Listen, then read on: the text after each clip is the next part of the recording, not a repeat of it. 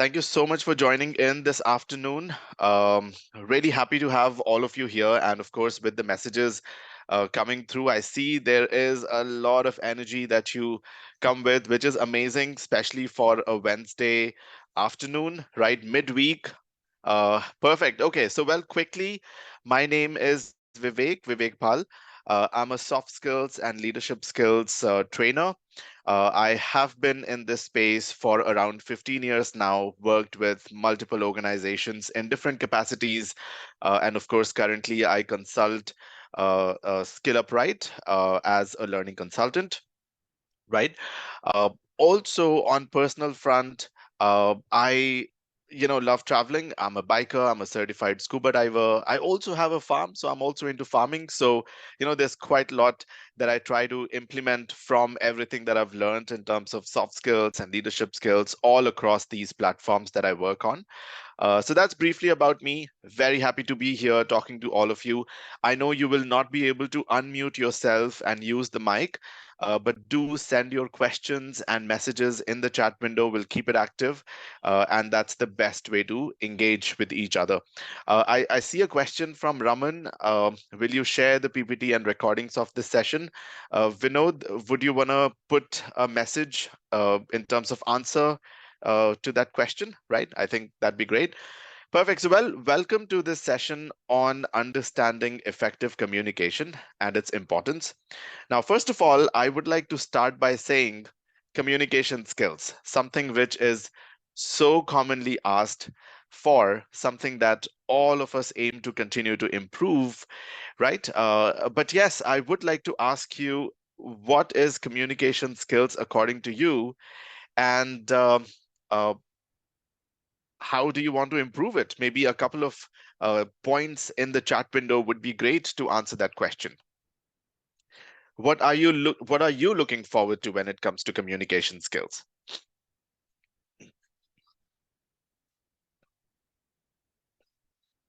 Because this is a topic which I have been working on since I started my career. It's been 15 years, and it is still a hot topic that everyone seeks, everyone asks for, right? Perfect. I see a lot of responses. How to speak eloquent English. That's amazing. Okay, speak less with more impact. How to make sure that the other person is able to understand, how to convey a message clearly and concisely.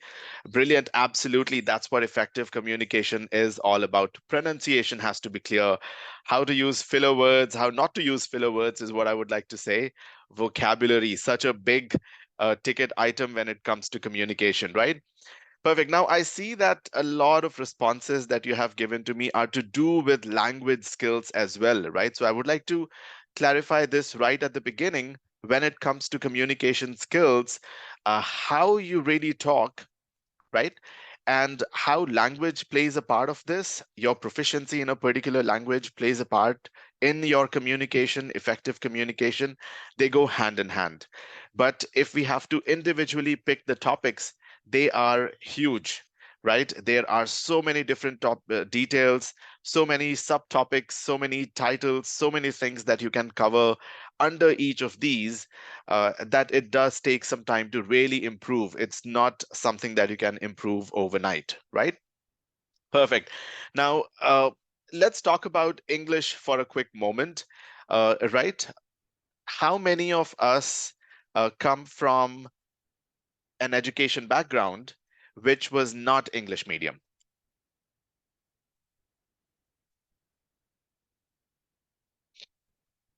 Okay.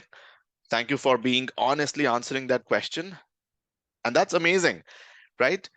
If I have to tell you my story quickly before we start with the topic, I studied in Kendriya Vidyalaya, which is supposedly an English medium school, but I belong, or rather, I come from northern part of the country. My roots are from the northern part of the country, and I spent a lot of time, uh, especially during my childhood days, I would say till ninth standard, in the northern part of the country.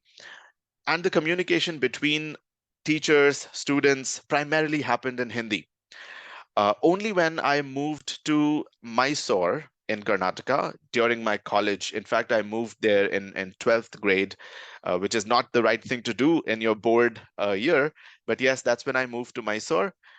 And that is when I started to pick up speaking in English, though it was taught throughout, right? But you need to really practice to gain that fluency, to improve on your fluency. So that's when I started to speak English. And I think in college is when I could not speak in Kannada at all. I had to really work on my English. That's when I started to pick up and use what I had learned all these years. And from there, when I joined my career, it was a BPO that I joined to start my career.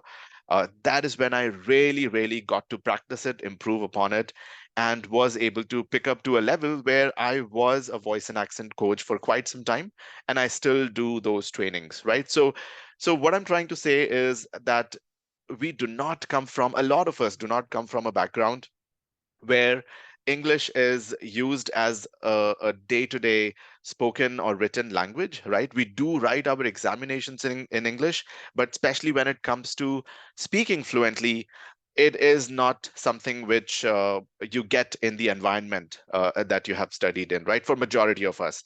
So it is a journey that all of us are on. And the more you practice it, the more you try to gain from what you're going to take a look at today, and implement it, right? Explore it more, the more it's going to help you. So with that, let's get going and let's quickly take a look at the objectives of today's session. Now, we know that we just have 1 hour here with each other, so we are not going to be able to cover a lot of details, a lot of nuances, but I'm going to leave you with some key points to remember, to explore further, right? Or maybe attend more sessions on so that you can pick up these concepts, add those details, add those nuances, and improve, right? And that's what this game is all about. So we're going to, of course, talk about what does effective communication actually mean and what is its importance. We will take a look at the aspects of effective communication skills, and that's where we will cover some of those different, factors which go into building that effective communication, and how can you improve upon your communication skills. And that's what we're going to do. Touch upon these topics. I will give you some key points to take away so that you can work on them and continue to explore them. Now, briefly, let's talk about what is communication. And I think all of us understand this. Communication is a two-way process where one person sends the message, the other person receives the message, and then responds, right? And that's how you build upon a communication. It's an exchange of facts, ideas, opinions, attitudes, judgments, or emotions. We can sum it up that way. These are all the various things that we communicate about. Now, there are usually mediums of communication, and then you have languages that you use for communication, right? So especially when it comes to languages, it's not really about what vocabulary you use. Of course, it adds value, right? But communication at its basic level is all about whether you are able to put across your message in a easy to understand manner for the other person you're talking to. They should be able to understand what you said and also be able to respond. And you also need to be able to respond in an appropriate manner, uh, addressing various factors that go into that communication, right? So that's what we're going to uncover today. That's what communication is at a basic level. I have this fun video for you quickly, which talks about how communication can go wrong. It is an exaggerated version of this, but you would agree that at a lot of situations, in a lot of different scenarios, this does happen to me. So this is a conversation between George W. Bush and Condoleezza Rice. It's an old video, but a really fun one. You will start to hear it in some time. There you go. Do let me know if you're not able to hear it now.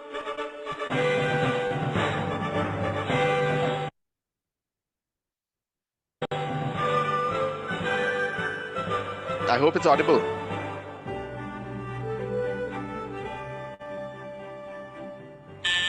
Mr. President, Condoleezza Rice is here to sing it. Good, send her in. Yes, sir. Good morning, Mr. Sorry to pause. Okay, perfect. I see some yeses coming in. Awesome. Let's continue. President. Oh, Condoleezza, nice to see you. What's happening? Well, Mr. President, I have the report here about the new leader in China. Great, Condi, lay it on me. Mr. President, who is the new leader of China? Well, that's what I want to know. Well, that's what I'm telling you, Mr. President. Well, that's what I'm asking you, Condi. Who is the new leader of China? Yes. I mean the feller's name. Hugh. The guy in China. Hugh. The new leader of China. Hugh. The Chinaman. Hugh is leading China, Mr. President. What are you asking me for? I'm telling you, Hugh is leading China. Well, I'm asking you, Condi, who is leading China? That's the man's name. That's whose name? Yes. Will you or will you not tell me the name of the new leader of China? Yes, sir. Yes, sir. Yes, sir. Arafat is in China. I thought he was in the Middle East. That's correct, sir. Then who is in China? Yes, sir. Yasser's in China? No, sir. Then who is? Yes, sir. Yasser? No, sir. Connie, you're starting to piss me off now, and it's not 'cause you're black, neither. I need to know the name of the new leader of China, so I want you to get me the Secretary General of the United Nations on the phone. Coffee, Annan? No, thanks. And Condi, call me George. Stop with that Ebonics crap. You want coffee? No. You don't want coffee? No, but now you mention it, I could use a glass of milk. And then get me the UN. Yes, sir. Not Yasser, the guy at the United Nations. Coffee. Milk! Will you please make that call? And call who? Well, who's the guy at the UN? No, who is the guy in China? Will you stay out of China? Yes, sir. And stay out of the Middle East. Just get me the guy at the UN. Coffee. All right, with cream and 2 sugars. Now get on the phone. Hello.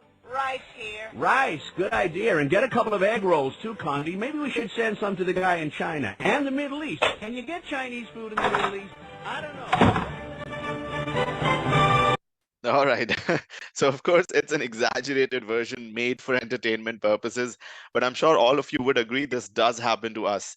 And there could be a lot of factors. As I said, language, body language, it could be the tone, right? A lot can go wrong, especially when people from 2 different cultures are speaking. Also, in terms of understanding, in terms of maybe an idiom that you use and the other person does not really understand that. So let's quickly take a look at importance of effective communication. And this is, again, through an example, which you would all agree, especially how it works in your teams, right? When teams kind of come together and work on a project. So it's going to be a series of pictures, how the client explained what they want, the product, right? This is how the manager understood what the project looks like, and then the communication passes on. This is how the designer designed it. Moving on, this is how the developer programmed the project, right? The app or whatever it's being created here. This is how the salesman described it, correct? Because that's what sales job does. Okay, Parag, are you not able to hear me? If you're not able to hear me, please reconnect because everyone else seems to be able to. Yeah. Now, after the salesman has described it this way, right? When it goes to, let's say, the guy who's documenting it, this is what the guy documents, right? This is what operations goes and installs in place of the project, and how the client was invoiced. This is how the client was invoiced, right? And how it was supported after the product was delivered. And this is what client really needed. So if you look at it, it becomes a Chinese whisper because perceptions, because people have their own understanding of what they heard and they don't really confirm and make sure that they are on the same page. So effective communication is important, not just at the office, at workplace, everywhere. When you're talking to your family members, when you're talking to your friends, a lot can go wrong, especially when we don't openly talk, ask questions, and respond appropriately, right? So when you are able to demonstrate effective communication, you can achieve that understanding. You can express your emotions. You're able to pass on the information and obtain information clearly to get things done together again, to reach decisions quickly. And that way you are able to develop relationships. And these are some of the keys that you look at when it comes to professional development as well, to grow in your career, right? Now let's break it down further, and we are going to take a look at the channels that we use, especially in today's world, and 2 different aspects that are involved in your communication. The channels that we primarily use are face-to-face communication. We use a phone, we email, and that has become so common. Text, of course, with WhatsApp, with all kind of messengers. We love to text now. And I'm sure all of you used to virtual meetings, right? Where everyone keeps asking you to switch on the camera, but you don't really feel comfortable. Okay, so those are the channels. Now, when it comes to two different components, you have in any of these channels, you have verbal components that go into it, which are tone and the words that you use, tone of your voice. And then you have non-verbal components, which is primarily your body language, your expressions, your gestures. Okay. Now, my question to you is, how would you choose, and let's forget for a moment that we are in a remote world. Let's say you're at the office, right? How would you choose the mode of communication that you would pick for communicating with someone in the office? Okay, face to face would be your first preference, right? All right, very good, very good. Perfect. Right. It comes with a lot of benefits. It comes with a lot of benefits because you can read a lot of body language as well. So let's elaborate and rather explore this further. So if we have to break it down into the two components that we looked at, you have in any communication body language playing a role, words playing a role, and tone playing a role. Now you're looking at three different percentages which add up to 100%. Which one out of these three do you think has the most amount of role to play? Is it words, body language, tone? Which one is 55% according to you? Okay, Majid said body language. All right, I see tone as well, and I see answer words coming as an answer as well. All right. Okay, perfect. Which one do you think is 7%? Let's change to 7% now. Which one is 7%? All right. I know on a virtual meeting, it is your body language, which is like 0%, especially when you have not switched on the camera. Okay, let's take a look at the answers here. So you might be a little shocked if you did not know this already. Body language contributes to 55% of any communication, followed by tone, which is 38%, and then 7%, which is your words. So body language has more contribution to your communication as compared to the other two. This is a study which comes from 1967, but it holds good because it's a universal thing. It's common across cultures, right? That's how we have evolved as human beings. And that's why sometimes on an email, you did not mean to be rude, but the other person feels that you're being rude and you're not trying to really help, and they get back to you with a nasty response. They kind of take a grudge on this and start a fight. That happens because you don't have tone and body language playing a role in that communication, right? So what we learn from this is, if you know a communication is important, right? Something that you're talking about is important and urgent, and things can go wrong. It's sensitive. It's better to meet the person. If that is not possible because you're far away, it's better to talk on a phone call, or better still, get on a virtual meeting where you are on camera. That way, you will be able to read some body language, if not all of it, right? So, though we say words, choose your words carefully, they can break or make a relationship, which is true. I would not say it is not, but more than words, it's the tone and your body language that matters. Because even if you're saying flowery language to someone, if your body language and tone, they do not support it, the other person is going to know that, okay, you don't mean what you're saying, right? And that's why both of these are really important. Let's continue, explore it further. So when it comes to verbal aspect of communication, and I've added one more over here, right? So verbal, it's about how confidently you speak, how clearly you speak, how correctly you also speak. So there's a model that we will explore a little ahead. And when it comes to verbal communication, how you listen to the other person is also important. Non-verbal communication, as you looked at, is all about your body language. It's about your expressions, your gestures. And if you notice this, which I think I should not reveal this now, let's talk about it on the next slide. But yes, these play a key role. If you have to think about it, maybe just lie down on your bed, right, and try to have a professional conversation with someone else. You would automatically feel that you do not sound professional. You kind of lack that energy because your body is in that resting position, right? So you would speak in a way which would not sound very sharp, not sound very confident. It would sound laid back, correct? And that's how body language plays a role, and it can change the way you sound altogether.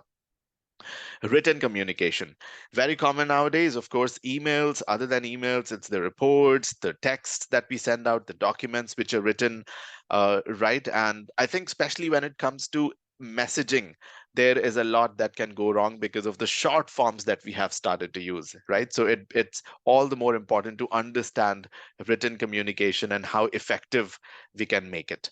Language, I think this is something that all of you mentioned a lot about at the beginning. Proficiency of any language, and of course, in this case, it is the English that we are focusing on, because at your workplace, at most of your workplace, the preferred language is English for communication, right? And it's important for you to build that proficiency in it, build that fluency in it, and avoid the pitfalls. Yeah. An example of something that you need to work on is Indianism, which we will explore on the next slide. Let's take a look at this. So, as I said, we will not be able to get into the details, but I'll cover some of very common pitfalls which you can avoid to improve immediately from here. Yeah. Verbal. You did mention this usage of filler words and foghorns. So, I think all of you understand filler words. You know, if I have to tell you what I did on weekend and I give my response in this manner, hey, you know what? My weekend was, beautiful. It was wonderful, and I watched this movie. The movie that came out yesterday. Amazing movie, Macha. I loved it. So the way I used, in this particular speech, right, in this response, it acted as a filler word. And what's a filler word? It fills spaces between your words and sentences while you're thinking what to say next. And how can you get rid of the filler words? Being conscious, listening to yourself. I personally had an issue with like. I used to use like everywhere in my sentences, and only when I started to listen to myself, slow down, tell myself, I used it again. Only then I was able to fix it. Something else that can also help, not just this, everything else that we're going to discuss here is recording yourself, listening to yourself, and that's the best way to improve, because you all know what some of these things mean. It's just that you're not giving yourself enough feedback, and others are too busy to do that, right? Now, just like fillers, we also have foghorns. A lot of us use in our sentences, in our responses, quite a lot. Now, sometimes when you use it to take some time to think, it's okay. But if you do it often, it definitely takes the communication and breaks it apart, right? So the only way to work with fillers and foghorns is to think, listen to yourself, pause. Instead of using a filler, it's better to pause. Even if you pause for 2, 3 seconds to think about what to say next, it would still sound much more fluent. Yeah. All right, perfect. That's an example of some of the fillers that we use in Hindi. Kya kehte hain, matlab, right? So yes, right is another one. Actually, basically, so a lot of these are fillers. Speaking in a monotone. Now, if you notice how I'm speaking, and of course, there are different components that go into how I sound, all of it contributes to my modulation and my intonation of speech, which is all about pitch, volume, syllable stress, correct? So, all of these are the different aspects, topics that you can explore. But if I had to speak in this manner, all right, everyone. So, we are here talking about communication skills today, and we will cover this. So, it's a same flat tone that I'm speaking in, and that's what makes you sound not uh, interesting to listen to, right? And that's where you lose half of your communication, because the other person is not even interested to listen to you. You will not be able to highlight the keywords. So make sure that you try focusing on the keywords in your sentences when you're speaking, stress more on them, and that way you will be able to do better. A way to stress is increasing your volume on that word, increasing your pitch on that word, but make sure that you don't start shouting. There's a difference between volume and shouting, right? And that's how you can sound much better, modulate your speech much better. Let's talk about jargons.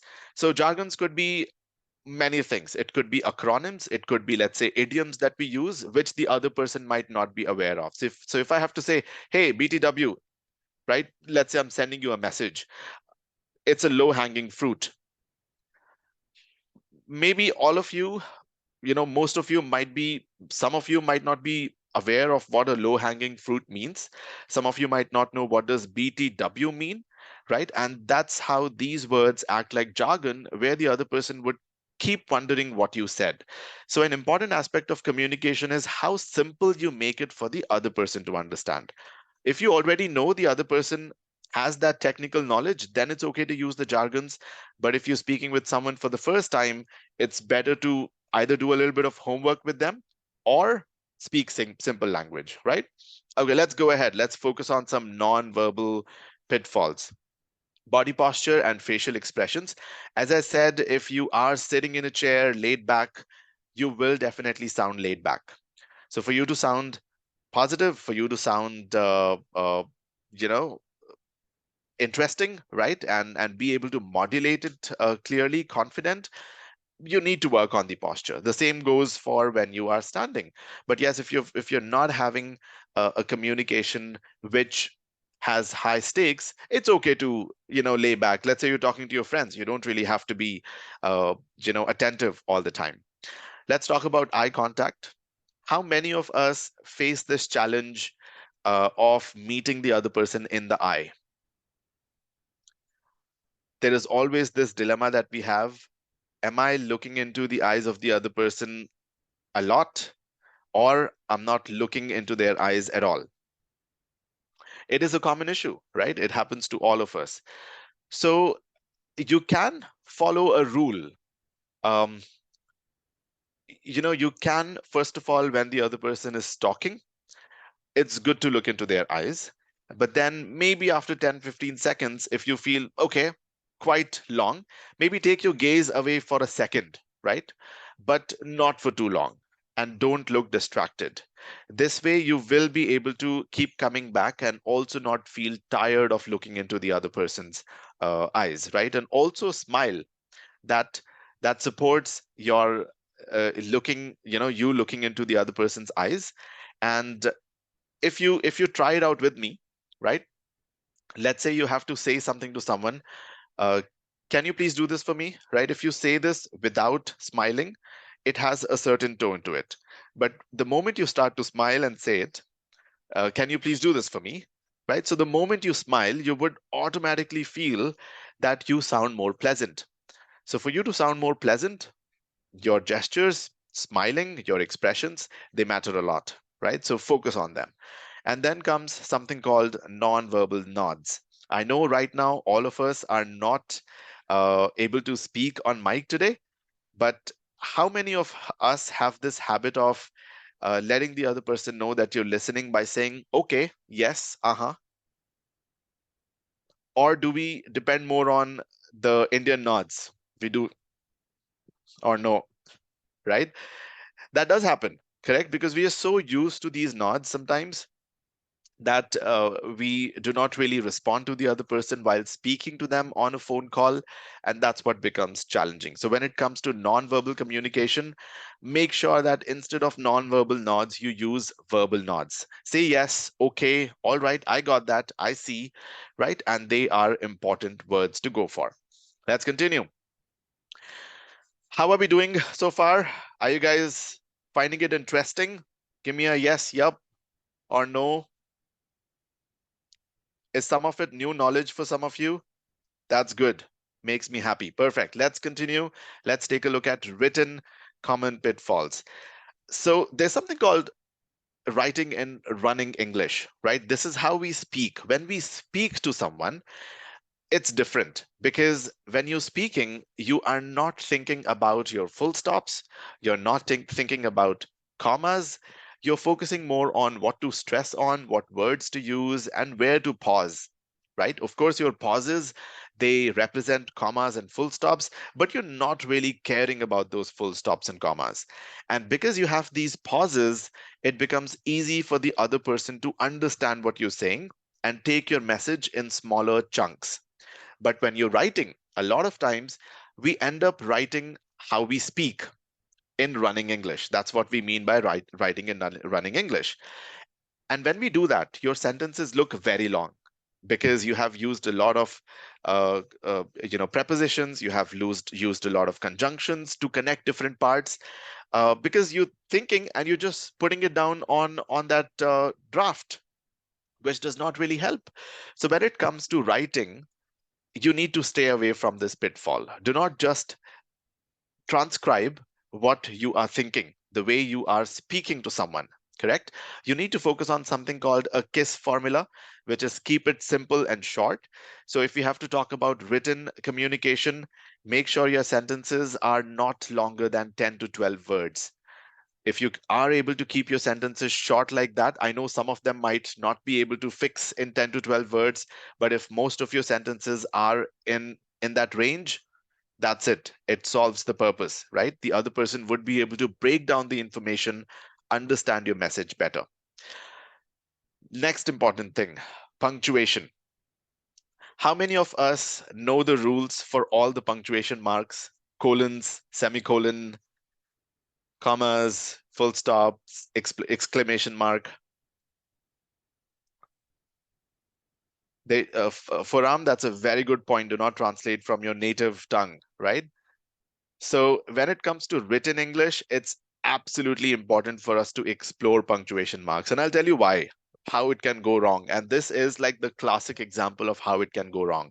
So let's say you are in a courtroom and the judge is writing this, right? And let's try to just speak it out so that you understand. I'll pause at two different places. The phrase that we're looking at is hang him, not save him, right? So if I pause here, tell me what it means. Hang him, not save him. What does it mean? Hang him, right? That means you have given the order, we should execute this criminal, this person, correct? So hang him, not save him. I paused before not, but if I pause after not, it's going to sound like hang him not, save him. Yeah, which changes the meaning altogether. So it's a life and death situation. Punctuation is that important. So make sure that you explore punctuation, because if you don't have commas, if you don't have full stops in your messages, people are not going to be able to comprehend what you mean, right? And these are just the basic ones. You have exclamation marks, semicolons, colons, all of them playing different roles, and we should know how to use them. All right, perfect. Let's go ahead. I saw a question, what is no kiss? That means the pitfall is if you do not keep your messages short and simple, right? So KISS stands for keep it short and simple. So make sure that you follow it, right, in your written communication, and that helps. Language. This is something that all of you kind of mentioned a lot about. Now, when it comes to pronunciation, it takes time, right? When you learn a new language, you need to learn from the level of alphabet, correct? The sounds which are in that language. So, and I know back then in schools, it was not really taught that way, right? We just were taught what is grammar, and we were not really focused on how to really speak this, right? How to pronounce different words. So under language, there are so many different aspects, right? Everything kind of falls under this. So we're just going to touch upon a few very common pitfalls. Number one, Indianism, which is more to do with a way the grammar has evolved here in India in different parts, and the way we speak it when we are speaking in English, right? An example of this would be, let's do one thing, let's call them tomorrow. Now, that's literal translation, as one of you mentioned earlier. In Hindi, you say, ek kaam karte hain, right? If some of you are from Karnataka, we say, Vandu kelsa marana, right? So when you say that, what you're doing is you're translating it directly from your native language and you're saying, let's do one thing. There are so many other examples of this. What's your good name is another one. If you say that to someone from Britain or America, they are definitely not going to be able to understand what you said. Yeah. Repeat again. This is something called redundancy. Repeat itself means say something again. So when you say repeat again, you're saying the same thing twice, right? So you don't have to say repeat again. Just say, could you please repeat it? Repeat it for me. And that's more than enough. The same goes for, can you reply back? Reply itself means respond back. So revert back is another one. Revert back is a blunder, right? Which has somehow become a common usage. Because when you say revert, it's like you go back to a previous form, which is not even, it is not meant to be a response altogether. So yes, reply back. Do not say reply back. Could you please reply as soon as possible? Yeah. Syllable stress. I have a word for you. Now I'm going to give you different versions of the pronunciation of this word, and you let me know which one is correct, right? Uh, Capability. So that's one. Keep entering whichever you feel is correct. 1, 2, 3, 4. Number two, capability. Okay. Number three, capability. Number four, capability. All right, great. But how many of you, I think all of you are going for three, which is brilliant, right? Capability is the way to pronounce it. But if you focus on how some people pronounce this word, I've heard a lot of people pronounce this as capability or capability, which is not really right, the way to pronounce this. So this is called syllable stress. If you break down a word, you break it down into different chunks. Here, you're breaking it down into K, P, B, L, T, 5 different chunks, right? So there are certain rules that you follow, which is something that is another session altogether, but do explore them. So you need to identify which syllable to stress on. These chunks are called syllables, and that's how you pronounce a word correctly. So if you talk about how Americans or Brits, of course there are other aspects of uh, uh, accent, but keeping those aside, if you talk about how clear they sound and how they are able to maintain their rate of speech, this is the key syllable stress. If you get this right, you would sound brilliant, right? Now, the last one, taking grammar for granted. Grammar is huge, right? You've got tenses, you've got subject verb agreements, you've got. How many of you remember parts of speech? Tell me how many parts of speech are there? Give me a number. 8, okay? Great. Hey, that's amazing. So, well, you guys know this, but then when it comes to using those parts of speech correctly in the language, that is where I think we need to explore the rules a little bit more. Are we confident using all of these different parts of speech in our spoken communication, spoken English? No, right? Absolutely. When it comes to tenses, there are 12 different tenses. So you need to explore them. Not all of them are commonly used, but we need to know those common pitfalls.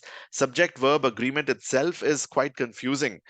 I struggled with it for a very long time, right? But then when you go through those rules, when you implement them and slowly you build up your fluency, your correctness while you're speaking, and that's how you really improve it. Yeah. So these are some of the common pitfalls. You can definitely take a screenshot of this if you wanted for a ready reckoner to ensure these are the things to keep in mind to sound more clear, to be more effective. Okay, nouns, pronouns, adjectives, adverb, preposition, conjunctions, interjection. Interjection is not really a one. Uh, I think you covered 8, right? You have articles. That's what you're missing. All right, let's go ahead. Okay, now we are moving to the second part of this session. So far, we spoke about different aspects of communication. Now we will focus on another big one, which is like 50% of it done, right? So this is something that Mark Twain said once upon a time, and this is beautiful, right? If we were supposed to talk more than listen, we would have been given 2 mouths and 1 ear, right? But we have 1 mouth and 2 ears. That means we're supposed to listen more. And if you have to break it down, listening and hearing, these are 2 different things. An example of this would be, some of you mentioned it's raining outside, right? But you are also in the session. So if you are focusing in the session and attentive, you are able to hear the sound of the rain, and that's hearing. You're not focusing on it, right? If you're focusing in the session and you're listening to me, that's what listening is all about. When you concentrate and try to understand what the other person means. Yeah. All right. Good one, Radhika. Okay, perfect. So if we have to break it down further, listening is more active. It's a conscious effort. You need focus from your mind. And when you're listening to something, you would not be able to multitask, really. It's an intellectual process because at the same time you are comprehending and making sense of the message. And of course, it requires your involvement. On the other hand, hearing is an unconscious act. If you're listening to music in the background, which helps you focus on your work more, you're hearing the music, you're not listening to it. It's more of a physical process because your ears are able to hear the sounds, right? There is input, and it does not really require your involvement. And this is something that I believe in and I practice it, and it makes a lot of sense. Listening is 50% of communication done right, because a lot of times miscommunication happens when you have not understood or clarified what the other person means, and you start to respond because you were waiting for that chance for them to stop so you can respond. So there are two different things. You either listen to respond, or you listen to understand. So when you listen to respond, you're not actually listening. When you listen to understand and then think about how you want to respond, even if you take a few seconds, that's the right way of listening. Yeah. Okay. There are different kinds of listening. So you have half a year, passive listening, selective listening, reflective listening, active listening. Out of these, which one do you think is the best way to listen to anyone else in most of the situations? Give me one word answer. Which one out of these? Active? Absolutely. Active listening is also empathic listening, where you are trying to understand the other person's emotions and respond accordingly, also addressing their emotions, right? It helps you improve relationships, improve your knowledge, saves time and energy. You're pretty cool. It saves stress from occurring in a conversation. So make sure that you're actively listening most of the times. It is not possible to do this 100% of the times, but the more you're able to practice this, the better. Reflective listening is also good in certain cases, especially when you are coaching someone. Yeah.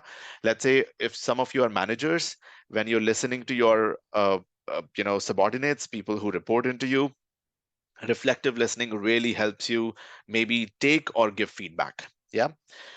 Okay. The other kinds, not really something that we recommend. Now, listening is a two-step process.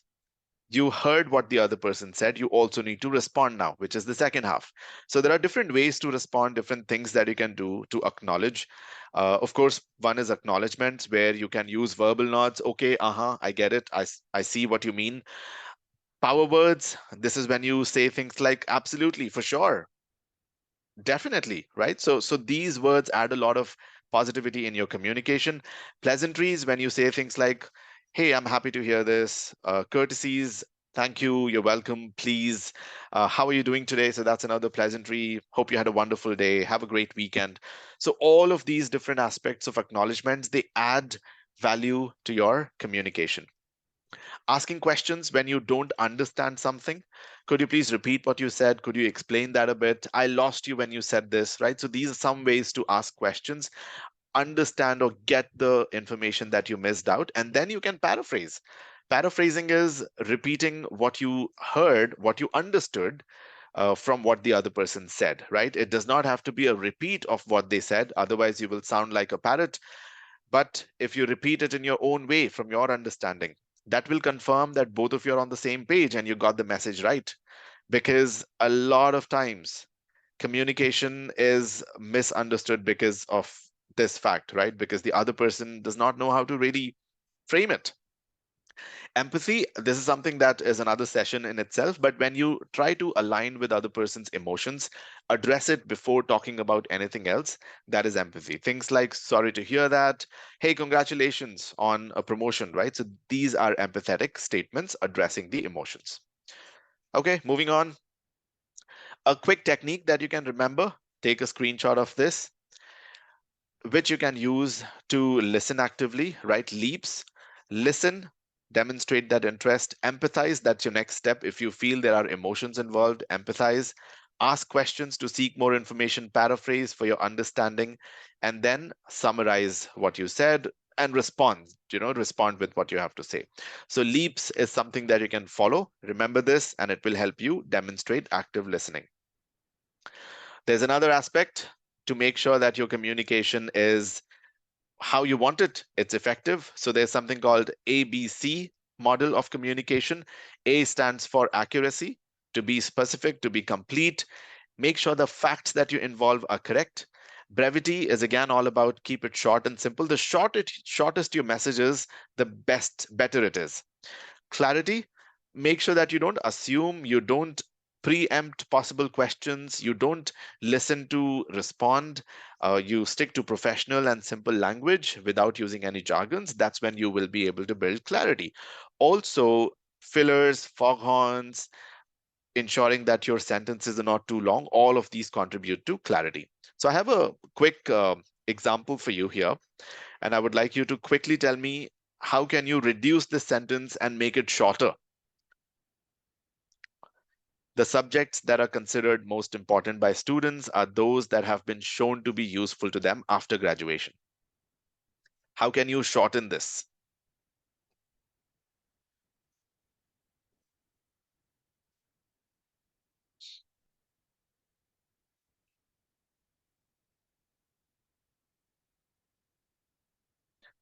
I see a lot of you have this question, which will be addressed by Vinod a little later.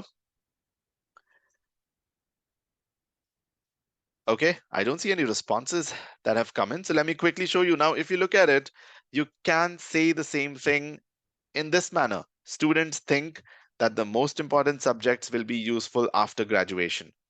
And with that, you're able to reduce the size and the number of words that you have used to almost half, correct? And that's what brevity means. Keep it short and simple.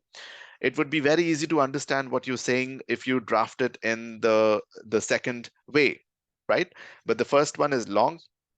While reading it, I might kind of lose your message somewhere in between. There are a lot of redundant words used, and that's how we really work on ABC. Did we understand this? ABC. So remember, these are some of the models that you can just keep in mind, and this will help you remind you the aspects that you need to focus on while you're proofreading your messages, while you are listening to yourself and giving yourself feedback. Hey, I could say that in a simpler and shorter method. Yeah. Remember leaps and ABC. Okay, perfect. With that, let's move on to the next section. Students consider subjects important based on whether they can use them after grad. That's much better. That's good, right? As compared to what you see on the left side. All right, great. Students should select those subjects which will be useful after graduation. But when you read your messages, make sure that the message has not changed. The meaning of what you say has not changed from what it meant on the left side, right? So when you say students should select, it's like you're advising them to. But that's not the case. You are stating a fact. This is what students prefer. They think, correct? So when you say students should, you're changing the meaning. And that's where accuracy comes into picture. Make sure that the message is not distorted. Remember that first image where customer asked for something and we built something else altogether. They asked for a cycle and we built a rocket ship. This is what happens. Okay. All right, let's move ahead. So this is like a advanced bit of communication skills when it comes to communication styles, right? These are the three, in fact, there are four. We'll focus on three. So there are three different communication styles which we usually tend to demonstrate. Okay, there is passive style, there is aggressive, and there is assertive style. Passive style is when someone is not really standing up to what they feel about a situation. They are not openly telling what they want you to do, right? They're not able to say no, right? The moment you ask them to do something, they will say okay and do it for you. So that's what we mean by passive communication style. This way, you become a pushover. You're not able to say no. Anyone can come and ask you to do something, and you'll not be able to say no. You will do it, right? On the other hand, opposite end of the spectrum is aggressive communication. This is when you come out as rude to the other person involved in that communication, right? It sounds like you are fighting with them, correct? And this all is all of this depends on, again, the tone, the words, the body language. All of this can be displayed through all those three components, right? So focus on this. You don't want to come across as passive or aggressive, because passive is not win for you, aggressive is not win for you. You will lose in both of these when it comes to communication. Assertive is the way to go. This is when you are able to talk what you feel confidently, clearly, without sounding rude. You are polite, you are professional. Even if you disagree with someone, you are able to put across that message in a professional and polite manner. We'll take a look at an example to understand this better. Imagine someone asks you, you're working on something already, right? You're busy. Someone walks by, someone walks to you and asks you to help them with a presentation, right? So you're busy. Now, if you have a passive communication style, you will not be able to say no. You'll say, oh, okay, okay, sure. And that will affect the other work that you were doing. You will end up extending towards the end of the day without achieving what you wanted to, and mostly quality of your uh, work would get affected. Anupriya, that is the fourth style, passive aggressive. We did not want to go into detail of that, but yes, that's the fourth one. That's where people are sarcastic, right? So we'll take a look at that quickly. Aggressive is when you say something like, no, I can't do this. I can't do it. Ask someone else. Right? So this is where you sound rude. I know I do not sound rude right now, but if you say something like, no, I can't do this, ask someone else.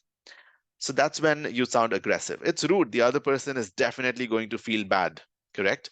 And they might not come to you if they need any other favor in future, they need your help, nor will they want to help you when you reach out to them. So aggressive communication, it breaks relationships. Passive communication also breaks relationships in the longer run because you're suffering. Then comes assertive communication, where you say something like, I'm sorry, I'm unable to help you right now, as I'm working on something urgent. Can we take a look at it later? Right? And when you're done with your work, you reach out to them, you take a look at it, you tell them how soon you can help them. If it's tomorrow you can help them, you tell them that you will help them tomorrow. Yeah, sure, we'll try to help you if I get time after finishing. That's also a very good response, right? That's a good one. Great. So that's what assertive communication means. And when you deliver this, you also need to focus on your tone, your body language, because if you say this with a passive tone, it's not going to make sense. Now, passive aggressive is a combination of passive and aggressive, where you are sarcastic, you're speaking behind back of other people, not being direct to them. So that's the fourth style, which is less commonly used, and that's why we do not cover it. I have a quick assessment for you, right? 20 statements. What I want you to do is, and this is, we're going to try to figure out what is your communication style through this. Yeah. So I want you to grab a quick pen and paper, or maybe Excel sheet, right? Just write 1 to 20 on left, and against 1 to 20, because I have 20 statements, you will rate yourself from 1 to 4. 1 means strongly disagree, right? And 4 means strongly agree. 3 is agree, 2 is disagree. Okay. I will display the statements. We will take quick 1 minute to, very quickly respond to the statements, rate yourself against them. And usually the first answer that comes to your mind out of these 1 to 4, that is the one that you should go for, because the more you think, the more you are moving towards the ideal situation, which you might not be doing, right? So be quick and let me know if I can display these statements now. Give me a yes if we are ready. Perfect. And make sure that you number the statements so that later we are able to total them, sum them up. All right, let's go ahead. I get a lot of yeses from you. There you go, 5 statements. I will read them out if that helps you. Statement 1, I express my opinions in an honest and appropriate manner.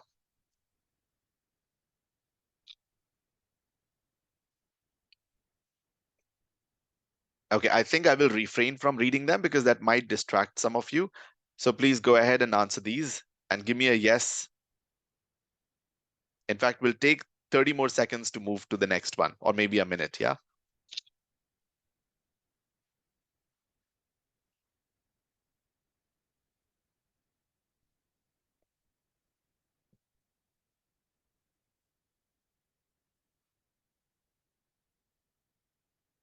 Great, I get a lot of yeses, and we are past 1 minute. Let's move to the next set of statements. There you go. 1 minute for this. I'll stay quiet.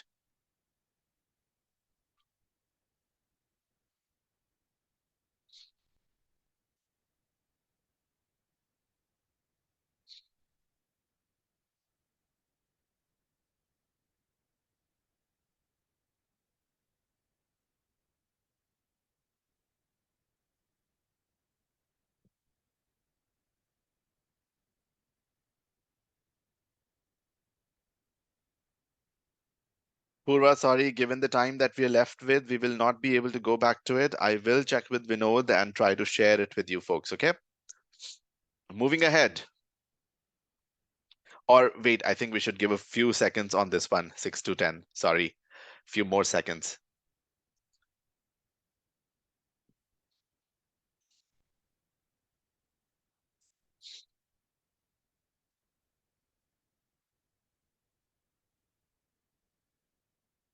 Okay, let's go ahead. Statements 11 to 15.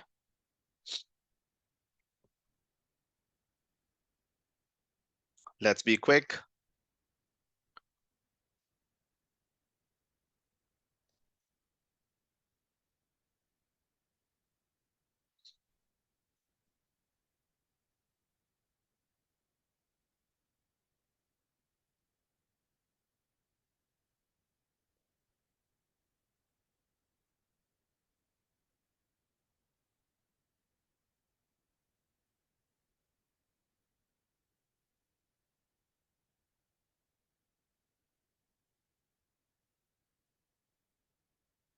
All right, time to move ahead.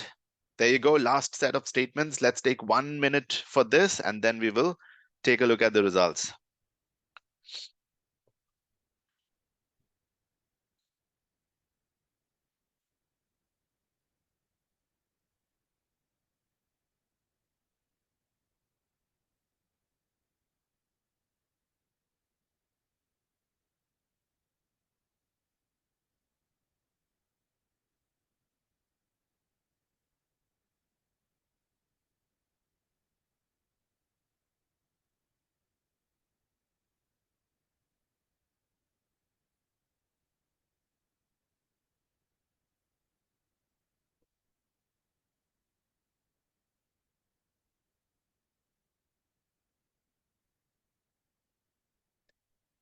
All right, Srihari, that was quick, but you don't have to sum them up that way. I'll tell you how to sum them up. Right, perfect. I get the responses. Perfect. So this is the table. You need to pick the questions as they are listed and sum that up. And that will tell you, right, which one you have scored the most on with style. Okay.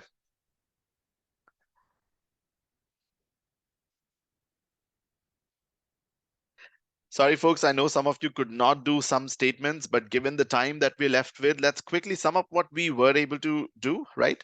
And that will give you a quick view of where we are. And I know this was very quickly done. You just had 3 minutes, 4 minutes for this. So maybe this is not entirely true. You can take a look at the questions, the statements in detail, but again, without thinking too much, rate yourself.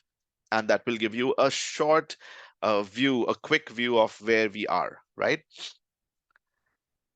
Perfect. So if your score is, out of all four, the category where your score is the most, that is the one that is your style.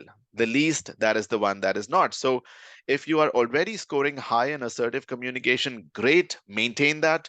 If you have scored low in assertive communication and high in any other category, we need to start making our communication more assertive, right? So continue to work on that. And that's the way to go about it. Let's sum it up. There are a lot of barriers when it comes to communication. I think a lot of you mentioned this at the beginning, from language to clarity to differences in opinions, lack of interest. There's a lot that goes into communication, but overall, these are some of the things that we can do to overcome communication barriers using the proper channel to communicate, right? Keeping it simple, direct, and using appropriate language. Listen, very important. Develop emotional intelligence that helps you a lot understanding the other person's emotions and maintain that relationships. And seek feedback as well. That's something which is not listed here. Seek feedback from people that you work closely with, you trust, because they are the ones who can show you your blind spots. Also, record yourself, especially if you're working on your language skills, record yourself, listen to yourself, or record the meetings that you're speaking in. Listen to yourself. Nothing better to learn from other than this. This is a trick that I've tried myself, right? So that was it. That was pretty much it from my end. To end with, 70% of communication is lost, misunderstood, rejected, or distorted. So there's a lot of improvement that we require, a lot to work on. right? So continue to work on this, explore more sessions, more topics, right? And that will help you. And that was pretty much it. Thank you so much. I hope you had fun.